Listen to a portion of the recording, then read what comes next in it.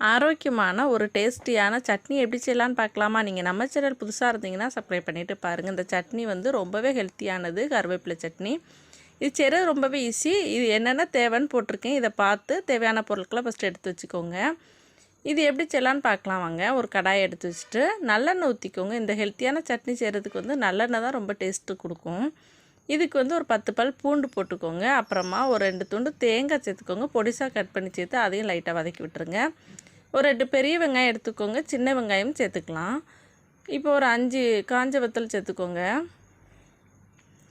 ஒரு 2 ஸ்பூன் அளவுக்கு பருப்பு, ஒரு சின்னதாக கொஞ்சமாக புளி சேர்த்துக்கோங்க. புளி அதிகமாக வேண்டாம், கொஞ்சமாக போட்டுக்கோங்க டேஸ்ட்டுக்காக.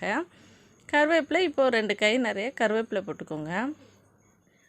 மெயினாக நம்ம சேர்க்க வேண்டியதே கருவேப்பிலை தான். இதில் வந்து ஒரு தக்காளி பழம் போட்டுக்கலாம். தேவையான அளவு உப்பு போட்டுக்கோங்க. எல்லாமே வதக்கி விட்டுட்டு ஆற வச்சுட்டு நம்ம வந்து மிக்ஸி ஜாரில் சேர்த்து அரைச்சிட்டு வந்தோம்னா சூப்பரான